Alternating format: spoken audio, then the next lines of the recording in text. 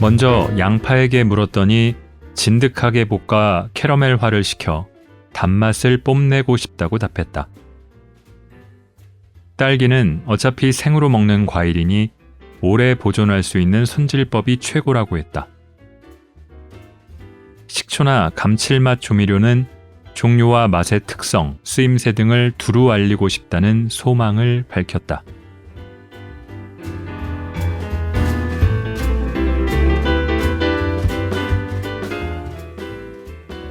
골라듣는 뉴스룸 책 읽는 순간 북적북적입니다. 저는 심영구 기자입니다.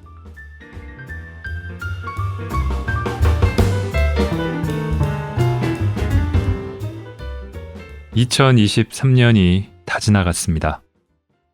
이 녹음이 올라가는 일요일은 올해의 마지막 날이죠. 여러분의 올 한 해는 어떠셨나요? 저의 연말은 그냥 상황만 보면 좋지 않았습니다. 먼저 길고 길었던 코로나 기간에 한 번도 걸리지 않았던 코로나에 11월에 걸리면서 줄줄이 가족 내 연쇄 감염이 있었고 저도 좀 아팠고 여파도 컸습니다. 그래서 11월은 그냥 힘들게 정신없이 지나갔고요. 이 코로나 감염의 파장이 잦아들 즈음에는 불의의 부상이 있었습니다. 제 부주의로 벌어진 일이지만 덕분에 12월 내내 깁스를 한 채 다녀야 했습니다. 이렇게 불편할 줄은 몰랐습니다. 또 저만 보면은 꼭 저만은 아니지만 안아달라는 아이가 있으니까 더 좀 곤혹스럽고 그런 한 달이었습니다. 그럼에도 연말이 돼서 부상도 거의 나아가고 돌아보니까 올해도 그냥저냥 괜찮지 않았나 하는 생각으로 새해를 맞을 채비를 하게 됩니다. 북적북적도 그렇죠. 올해 읽었던 책들이 벌써 가물가물한데 얼마나 괜찮은 책들을 잘 읽고 소개를 했나 라는 걸 돌아보면은 역시 객관적으로는 어떨지 몰라도 나쁘지 않지 않았나, 괜찮았다 하고 위로를 하고요. 내년에는 언제까지 할지 모르겠지만 더 잘해보겠습니다. 새해를 앞두고 제가 올해 마지막으로 읽을 책으로 고른 건 음식, 더 정확히는 식재료와 조리법에 관한 책입니다. 한식의 품격, 냉면의 품격, 외식의 품격, 이런 품격 시리즈를 쓰셨던 이용재 음식평론가의 오늘 브로콜리 싱싱한가요? 입니다. 낭독으로 해준 출판사 푸른숲에 감사드립니다. 난데없이 웬 식재료에 관한 책으로 마지막 책을 골랐냐 하고 의아한 분들도 혹시 있을까 싶지만 북적북적 쭉 들어오신 분들은 제가 음식에 그리고 여행에 관한 책들을 꽤 많이 읽어왔다는 걸 기억하실 거예요. 저는 매우 관심이 있는데 거기에 쏟는 정성과 노력은 늘 부족한, 그래서 노력하고 싶은 식탐인 정도 되는 것 같습니다. 이 코로나로 대외 활동이 많이 위축됐던 2020년에 그때 저는 소개받아서 이 경매 시장에서 떼어온 해산물을 구입해서 직접 주문해서 집에서 손질해서 먹고 그랬거든요. 거기서 약간 재미를 느꼈고 가성비가 너무 좋았거든요. 그리고 연수를 갔던 2021년에는 하루에 한 끼 이상은 요리를 해먹었었기 때문에 워낙 외식값이 비싸기도 했고요. 그래서 어설프게나마 식재료와 조리기구를 다뤄보고 쇼핑도 하고 지금도 사고 있죠. 역시 나름의 재미를, 묘미를 맛봤습니다. 지금은 그때만큼의 여유는 없어서 새로운 걸 시도는 잘 못하고 그때 했던 것들을 반복하면서 약식으로 하면서 제가 그래서 저랑 저희 처랑은 그리고 제가 애 밥도 가끔 해주니까 그럭저럭 맛있게 먹는데 어디 내놓기는 부끄러운 수준으로 집밥을 종종 해먹습니다. 그래서 이 책을 들춰보고 읽어보니까 이거네 라는 생각이 들더라고요. 이 책은 본격 식재료 에세이라는 설명을 달고 있습니다. 향신료와 필수 요소, 채소, 육류와 해산물, 과일, 달걀과 유제품류, 곡물, 알아두면 좋을 식재료 이야기. 이게 7개로 구성된 장의 제목들입니다. 어찌 보면 완전히 식재료 사전을 갖고 온 거 아니냐. 그렇게 느껴질 만한 구석이 없는 건 아니지만 어디까지나 에세이이기도 합니다. 그러면서 활용 가능한 요리법도 레시피도 담겨 있습니다. 맨 앞에 실린 작가의 말을 보면요. 작가가 이렇게 썼습니다. 조리에 막 관심을 가져보려는 이들에게는 꼭 필요한 지식을 제공할 것이며 익숙한 이들에게는 새로운 요령을 보충해 줄 것이다. 나는 이 책이 특히 생존의 차원에서 조리에 관심을 가지려는 이들에게 닿기를 희망한다. 라고 했습니다. 저는 수년째 비기너이자 식탐인으로서 또 생존을 위해서도 필요하다는 점에서 이 책이 크게 와닿았고요. 듣는 분들 중에도 여기에 해당하는 사람들이 있을 거라고 믿습니다. 그래서 하나하나를 사실 읽다 보면 자기가 주로 많이 먹거나 관심이 있거나 그런 식재료들을 좀 저마다 다르잖아요. 그래도 보편적인 식재료. 그리고 저도 이거는 매일 먹는데도 약간 할 때마다 아쉬움이 있는 그런 식재료.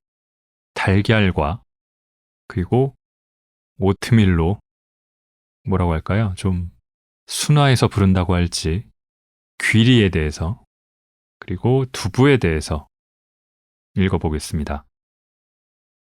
제가 그 다음에 말을 못할 거는 많지 않을 것 같아서 이렇게 쭉 이어서 읽으면서 오늘 북적북적은 마무리를 하려고 하고요.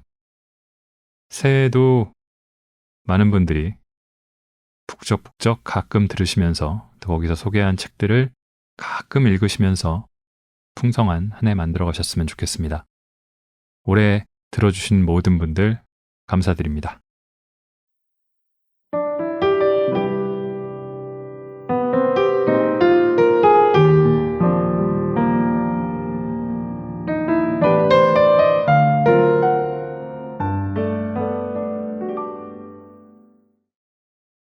달걀. 루카 구아다니노 감독의 콜 미 바이 유어 네임은 아침 식사 장면이 가장 인상적이다. 이탈리아 도착 후 저녁도 거르고 아침까지 잔 대학원생 올리버는 자기 몫의 반숙 달걀을 대강 깨서 허겁지겁 먹는다. 달걀 흰자는 부드럽고 달걀 노른자는 익지도 않았지만 따뜻한 것을 컵에 받친 우아하다면 우아할 달걀이다. 이 장면은 엘리오를 향한 올리버의 욕망을 드러낸다고 알려져 있다. 펄먼 교수가 한 개 더 먹지 그래? 아닙니다. 저는 스스로를 잘 알아요. 그럼 계속 먹고 싶어질 거예요. 라고 주고받는 대화가 실말이다.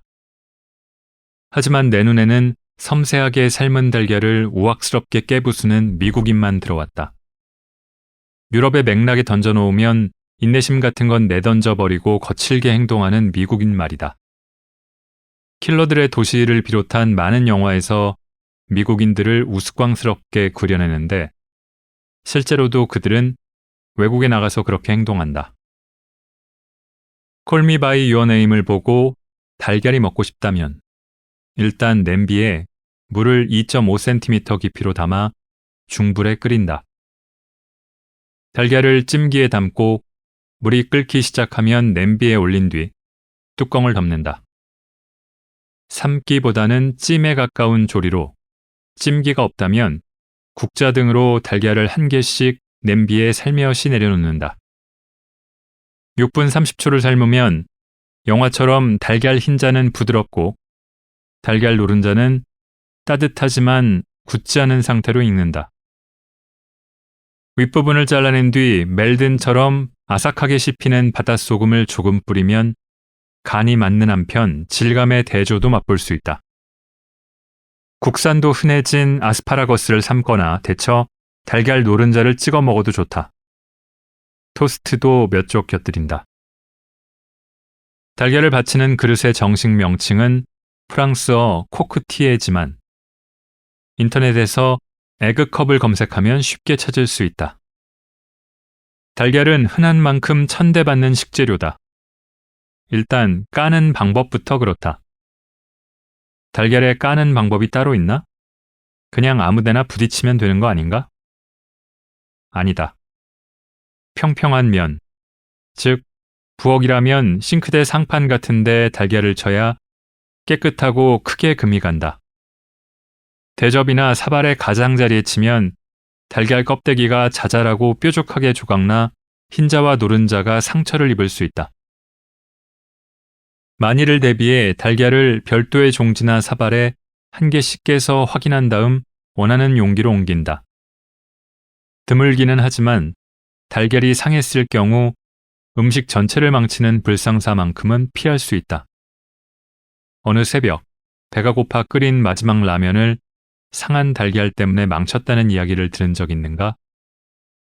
세상에 더 슬픈 일이 없다. 영국의 선구자격 스타 셰프인 마르코 피에르 화이트는 요리사의 실력을 시험해 보려면 달걀을 줘봐라 라고 말한 바 있다. 음식점과 요리사의 수준을 파악하는데 달걀 요리를 척도로 쓸 수 있다는 의미다. 한국에서 맥주 광고도 찍고 고급 햄버거 매장도 낸 욕쟁이 셰프 고든 램지의 멘토가 하는 말이니 믿어볼 만하다. 이렇게 말하니 엄청 까다로워서 조리할 엄두를 못 내겠다고 말할 수도 있지만 원칙만 잘 지키면 인류 셰프처럼 훌륭하게 조리할 수 있는 식재료가 바로 달걀이다. 달걀은 성공으로 이끄는 레시피가 흔하다. 그렇게 널린 레시피 가운데 몇 가지를 소개해보자. 일단 가장 흔하게 먹을 수 있는 삶은 달걀이다. 냄비에 달걀을 담고 찬물을 잠길 만큼 붓는다. 물에 올려 물이 끓자마자 끄고 그대로 뚜껑을 덮은 채로 6분 30초 정도 두었다가 찬물에 식힌다. 달걀 흰자는 야들야들하고 달걀 노른자는 보들보들해 절대 목이 메지 않는다. 다만 여름철이면 닭이 힘들어 흰자가 묽을 수 있으므로 30초에서 1분 정도 더 삶는다. 요약하면 물이 끓으면 불을 끈 뒤 그대로 6에서 7분이다. 냄비에 뜨거운 물을 싱크대에 버리고 찬물을 부어 식히면서 달걀을 가볍게 뒤적여준다. 껍데기에 자잘한 금이가 벗기기가 한결 쉽다. 반찬을 만들 만큼의 의욕은 없지만 밥이라도 따뜻하게 지어 맛있게 먹고 싶을 때가 있다. 그럴 땐 달걀 간장 버터밥이 최적의 메뉴인데 성패는 써니사이드업에 달렸다. 논스틱 팬을 중불에 올리고 올리브유 또는 식용유를 3큰술 두른다. 기름이 반짝이며 흐른 것처럼 보일 때 달걀을 올리고 소금과 후추로 간한 뒤 팬을 몸쪽으로 살짝 기울여 끓는 기름을 달걀 위에 끼얹는다. 달걀 흰자에만 기름을 올리면 가장자리가 바삭하고 고소하게 익고 달걀 노른자에 끼얹으면 적당히 익은 써니사이드업이 된다. 이제는 귀해진 간짜장 위에 달걀 후라이와 꽤 흡사하다. 찌고 삶고 부치는 3가지 요령만 알면 달걀을 맛없게 먹을 일은 평생 없는 가운데 마지막으로 조리법만큼 중요한 한 가지를 짚고 넘어가자. 세간의 믿음처럼 껍데기의 색이 달걀의 맛이나 영양가에 영향을 미칠까? 1996년 6월 논산훈련소를 퇴소해 밤새 기차를 타고 의정부의 보충대에 도착했다. 아침 식사로 바닥이 온통 긁혀 까진 플라스틱 식판에 흰 달걀이 담겨 등장했다. 갈색 외의 달걀을 보지 못한 지가 너무 오래인지라 폐품 같은 식판 위에 희디흰 달걀이 괴기하도록 두드러져 보였다. 영양가가 더 높다는 통념 탓에 갈색 달걀이 오래 대세를 누려왔다. 요즘 들어 흰 달걀의 비율이 조금씩 늘고 있는 가운데 달걀의 껍데기 색깔과 영양 혹은 맛은 아무런 상관이 없다. 닭의 품종이 색깔에 영향을 미칠 뿐이다. 레그온이 흰색, 뉴햄프셔나 로드 아일랜드 레드가 갈색 알을 낳는다.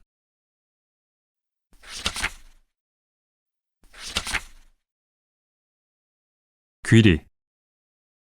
귀리라고 부르면 왠지 촌스럽고 오트밀이라 일컬으면 그럴싸하다. 전자는 그냥 보리처럼 밥이나 지어 먹어야 할 것 같고, 후자는 바쁜 현대인의 아침에 하루를 살아갈 에너지를 가득 채워줄 슈퍼푸드 같다. 귀리와 오트밀의 간극이 그렇다. 이게 다 귀리에 그럴싸한 이름을 붙여 아침 식사의 주메뉴 가운데 하나로 정착시킨 서양의 잘못이다. 블루베리, 등푸른 생선 등과 더불어 슈퍼푸드에 속하는 식재료를 아침에 먹을 수 있다니.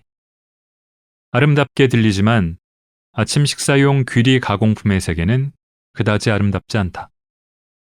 맛과 질감이 가난했던 시절의 풀죽이나 동물의 사료에 가깝다. 좀 더 적나라하게 말하자면 지금까지 많은 이들이 자신도 모르는 새의 맛없음을 참고 귀리를 먹어왔을 가능성이 아주 높다. 통귀리는 30분에서 1시간까지 삶아야 편하게 먹을 수 있을 만큼 단단하다. 이처럼 조리하기 어려운 곡식을 막말로 작사를 내 아침 식사의 붙박이로 들어앉혔다. 과장이 아니라 정말 문자 그대로 알곡을 작살낸 게 우리가 편하게 먹는 귀리의 대부분이다.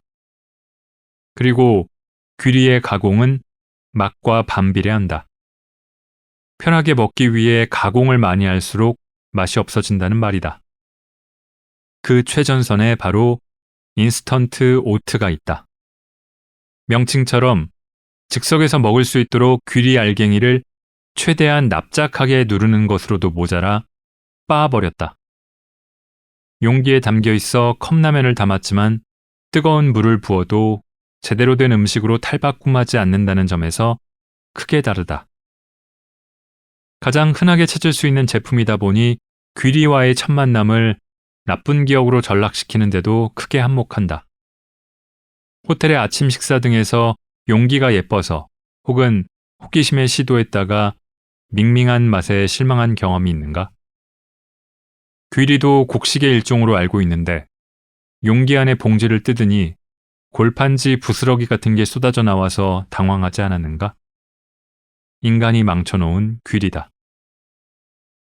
두 번째로 빨리 익는 퀵 오트도 인스턴트와 별 차이는 없다. 아니, 뜨거운 물을 붓는 것만으로는 충분히 익지 않아 손수 끓여야 하므로 인스턴트 오트보다 더 나쁠 수 있다. 오트밀과 물을 1대2의 비율로 냄비에 담아 중불에 올리는 뒤 부글부글 끓기 시작하면 약불로 줄이고 저어가며 부드러워질 때까지 1분 정도 더 익힌다. 맛을 보면 전생에 내가 당나귀였던가 라는 의구심이 들 수 있다. 고생해서 끓여도 원래 그런 맛과 질감이 난다. 당나귀가 된 듯한 기분은 한 단계 위에 올드 패션드 오트로 업그레이드 시킨다고 크게 바뀌지 않는다. 심지어 올드 패션드라는 이름마저 시사하는 바가 있다. 예전에는 이처럼 알곡을 납작하게 누르는 수준에서 귀리 가공을 끝냈다. 이만하면 충분히 가공했다고 믿었고 심지어 조리도 5분 정도밖에 걸리지 않는다.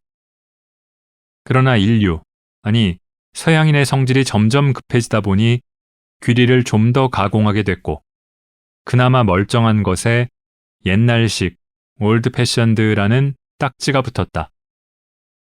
5분의 시간도 들일 의향이 없어 적절한 음식으로서 기준 미달인 수준으로 가공했다면 아침 끼니를 위한 식재료로는 엄밀히 말해 자격이 없는 것 아닐까? 맛을 볼모로 편리함만을 좇는 귀리의 세계에 환멸을 느낀다면 다음 단계에 스틸컷 오트로 자신의 인내심을 시험해 볼 수 있다. 스틸컷 오트는 이름처럼 철제 칼날로 토막을 내 조리 시간을 줄였다. 아일랜드에서 유래한 가공법이라 아이리시 오트라고도 부르는 스틸컷은 조리 시간을 알곡에 비해 획기적인 수준인 10에서 20분으로 줄이면서도 질감과 맛을 최대한 살렸다. 덕분에 슈퍼푸드에 걸맞는 음식을 만들어냈지만 획기적으로 조리 시간을 줄여도 10분은 걸린다는 말이다. 아침을 걸으며 출근하는 직장인의 주중 아침 메뉴로는 적합하지 않을 가능성이 높다. 그래도 적절한 오트밀의 맛이 궁금하다면 다음의 조리법을 따라 끓여보자. 일단 스틸컷 오트와 물을 1대4의 비율로 준비한다. 스틸컷 오트 1컵은 170g이고 4배의 물을 더해 끓이면 4인분의 오트밀이 된다. 일단 물 3컵을 냄비에 담고 중불에 올린 뒤 끓으면 귀리와 소금 1자밤을 더해 잘 휘저어 섞고 뚜껑을 덮어 그대로 밤새 둔다. 아침에 남은 물 1컵을 더해 중간 센 불에서 원하는 정도로 익을 때까지 4에서 6분 정도 익힌다. 말이 좋아 오트밀이지 사실 귀리 죽임으로 눌어붙거나 타지 않도록 끓이는 동안 계속 저어준다. 불을 끄고 5분 정도 뜸을 들였다가 먹는다. 미리 밤새 불리지 않았다면 스틸컷 오트도 길게는 40분은 끓여야 먹을 수 있다. 인터넷 오픈마켓에서 스틸컷 오트로 검색하면 해외 직구를 포함해 높은 가격의 수입품이 대부분인데 검색 옵션을 조정해 이들을 모두 치우고 나면 부담 없는 가격의 국내 가공품을 찾을 수 있으니 현명하게 소비하자. 그저 토막낸 통귀리를 무작정 비싸게 살 이유는 없다. 오트밀은 물 대신 우유로 끓여도 좋고 다만 물보다 빨리 끓으니 타지 않도록 주의한다. 메이플 시럽이나 계피가루, 사과잼 등으로 맛을 내면 특히 잘 어울린다.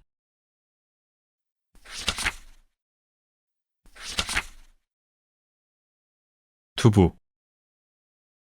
마트나 백화점에 가면 두부 매대가 항상 가장 애를 먹인다. 새로운 제품이라도 발견해 집어들고 자잘한 글씨의 정보, 재료, 영양소 등을 집중해 읽으려 들라치면 판촉 직원의 방해를 받기 때문이다. A를 집어들면 B를 가져와 더 좋다고 말하고 B를 집어들면 A가 더 좋다고 말한다. 말하자면 셀 수 없이 많은 두부 구매의 순간에서 그들은 언제나 청개구리처럼 나의 선택에 반기를 든다. 그래서 두부는 느긋하게 골라 사기가 어렵고 원하는 제품만 잽싸게 들고 빠져나와야 한다. 치고 빠지기. 그것이 두부 구매의 비법이다. 이론적으로는 질감이나 밀도에 따라 다양한 두부가 존재하지만 현실은 그렇지 않다. 순두부와 연두부, 찌개용과 부침용 정도가 전부다. 따라서 나는 두부를 구입처에 따라 나눈다. 재래시장마다 하나쯤은 있는 즉석 두부 가게는 이름에 충실하게 현장에서 직접 만든 제품을 판다. 재료에 상관없이 갓 만든 두부가 최고라는 말이 있으니 시장 두부의 잠재력은 꽤 높아야 한다. 하지만 많은 경우 기술력의 부족으로 완성도가 떨어져 안타깝다.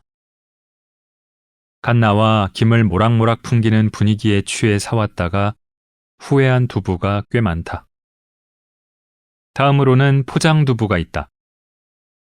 마트나 백화점에서 주로 팔리는 물과 함께 플라스틱 용기에 포장된 제품이다. 비닐에 한 모씩 쌓여 팔리는 것보다는 완성도도 높고 품질도 대체로 더 좋지만 덮어놓고 박수를 칠 만큼 만족스럽지는 않다. 질감도 맛도 너무 부드러운 쪽으로 치우치는 경향 탓이다. 국물 음식, 특히 찌개류에 의연하게 대처하지 못하고 부침용 제품 또한 부드러움만 강조한다. 두부는 일단 보관이 중요하다. 특히 비닐봉지에 담긴 종류라면 하루 이틀 내에 쉬어버린다. 따라서 그날 만든 것을 사다가 웬만하면 그날 다 먹는다. 남은 건 밀폐 용기에 물과 함께 담아 냉장고에 두고 매일 한 번씩 물을 갈아주면 일주일 정도는 두고 쓸 수 있긴 하다. 다만 어항물도 그토록 자주 안 갈아준다는 걸 감안하면 귀찮고 번거로운 일일 수 있다. 두부를 잘 먹는 요령의 절반은 수분 관리라고 해도 지나친 말이 아니다. 콩물에서 단백질을 응고시켜 걷어내 만드는지라 조직 사이를 물이 메우고 있다. 더군다나 물에 담긴 채로 팔리는 대량 생산 두부라면 조금 과장을 보태 두부 반, 물 반인 수준이다. 음식을 만들어 먹어온 몇십 년의 세월 동안 특히 포장 두부가 등장한 뒤부터 물기에 대해 깊이 고민했다. 물기는 과연 두부의 일부일까? 아니면 맛의 방해꾼일까? 두부가 담겼던 물로 찌개를 끓여보는 등 고민에 고민을 거듭한 끝에 후자라는 결론을 내렸다. 두부에 물기를 내버려 두면 음식의 맛 전체가 흐려지니 일단 물기부터 걷어내고 시작하는 게 바람직하다는 말이다.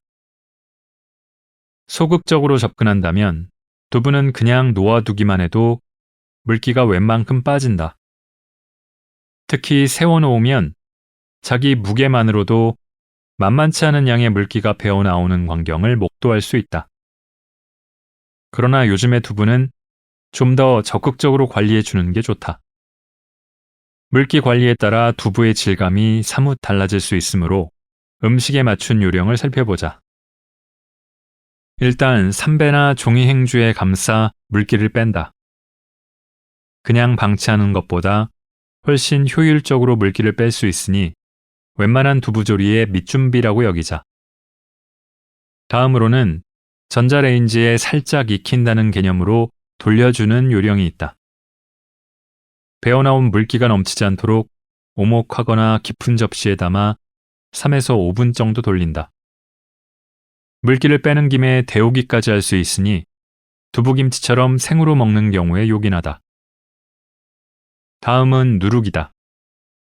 두부김치를 좀 더 살펴보면 두부 한쪽을 온전히 들어 올리기가 어려울 때가 많다. 역시 수분이 많고 밀도가 낮아서 벌어지는 현상인데 눌러서 물기를 빼면 물렁하고 유약한 두부가 훨씬 더 의연해진다. 천이나 종이행주로 감싸놓은 상태에서 두부 위에 접시를 올리면 되는데 접시 한 장부터 여러 장, 밥공기에서 통조림 깡통에 이르기까지 무게에 따라 질감이 다양해진다. 두부김치라면 접시 한두 장이면 되고 두부 조림을 위한 지짐이나 채식용 스테이크라면 통조림 깡통을 동원해 두부의 한계를 시험해보는 것도 은근히 즐겁다. 두부를 뜨거운 소금물에 데치듯 담갔다가 건져 물기를 뺄 수도 있다. 두부가 단단해지는 한편 대체로 부족한 간도 맞춰준다. 옷을 입히지 않은 튀김이나 에어프라이어 및 오븐 구이를 할 때 요긴하다. 겉이 노릇해지도록 굽거나 튀긴 두부는 겉과 속의 질감이 다를 뿐더러 고소함이 한층 두드러지므로 한꺼번에 두세 모 분량쯤 준비해 냉동 및 냉장 보관하면 비육류 단백질이 필요할 때 제 몫을 톡톡히 한다. 무르지 않은 두부라면 유부를 가장 먼저 떠올릴 텐데 요즘은 포두부의 입지도 넓어졌다. 두부를 눌러 물기를 완전히 뺀 포두부는 특유의 꼬들꼬들한 질감이 매력적이라 보통 두부와는 먹는 즐거움이 또 다르다. 얇고 씹는 맛이 있으니 탄수화물의 자리에 대신 들여놓을 수 있는 단백질이다. 넓적한 건 밀이나 쌀가루 전병 대신 쌈을 싸먹고 채를 친 건 국수 대신 취급해 골뱅이 무침 같은 음식에 곁들여 먹으면 훌륭하다.